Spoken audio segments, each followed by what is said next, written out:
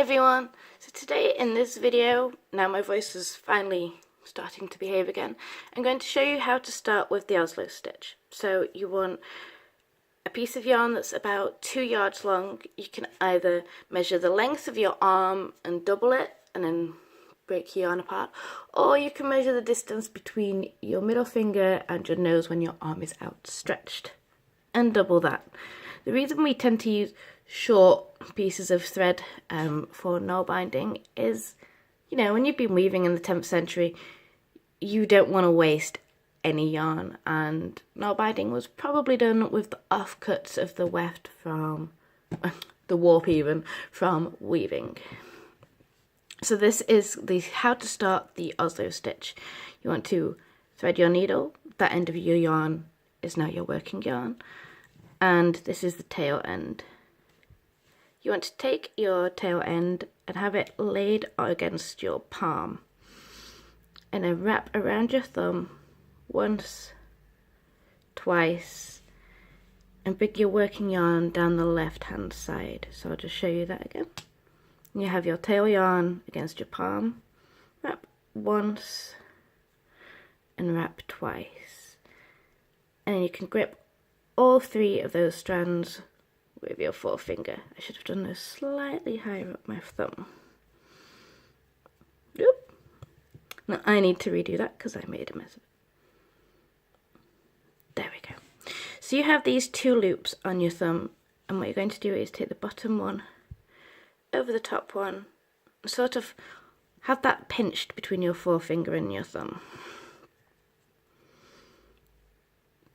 And now for starting the Oslo stitch, you take your needle from the front to the back of that stitch that's on the back of your finger. Turn your needle back facing towards you, go underneath the bottom loop and underneath your working yarn. And you should, let me just grab that around my tripod, get a second loop onto your thumb. And then from this point onwards, you'll just be taking the top loop off of your thumb, pinching that between your thumb and your forefinger, and then doing the same stitch again. Just getting my thread all wrapped around my tripod. So you go in from the front, from the front to the back, twist, go underneath. It's not playing very well for me today. Underneath the loop on your thumb and your working yarn.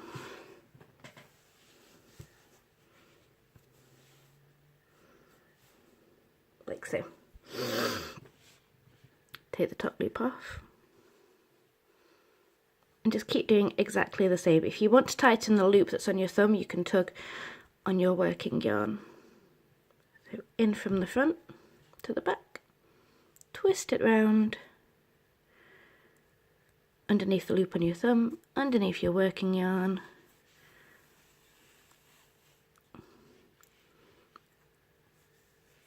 and pull it tight. You may start to think it looks a bit messy on the back and that you're not doing it right. When you get a few more stitches, you can start pulling on that end and your stitches will line up quite nicely. I'll do a few more so you can see it properly. In from the front to the back, twist, and go under.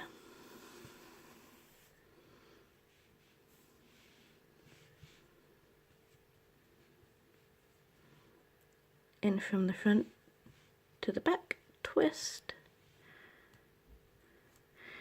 and go under.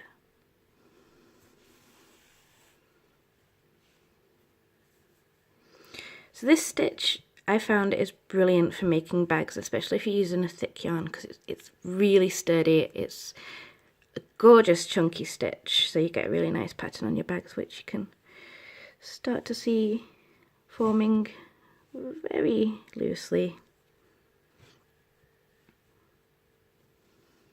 I've also used this pattern to make a pair of fingerless gloves, which is the pattern that I'm going to show you later on the channel. So hopefully by the time I finished with these videos, you'll be able to make your own pair of gloves.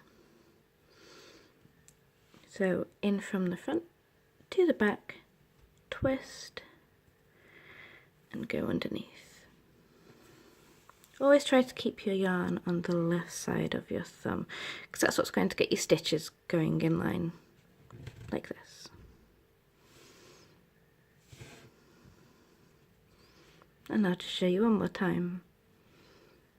From the front to the back, twist, and underneath the loop on your thumb and underneath your working yarn. When I started doing this, I got very confused. My stitches were never giving me that second loop on my thumb. So I'm going to show you where I rather foolishly got very confused. So you go in from the front to the back, twist, go under, and then you've got this loop here. Now if you leave your forefinger and your thumb pinched, this loop is not going to go around your thumb. So when you're at this point, you just want to make sure that this loop goes between your thumb and your forefinger. And then you'll get that second loop. It seems rather silly, but that baffled me for about 8 months, which I'm a little embarrassed to mention, but nobody's perfect.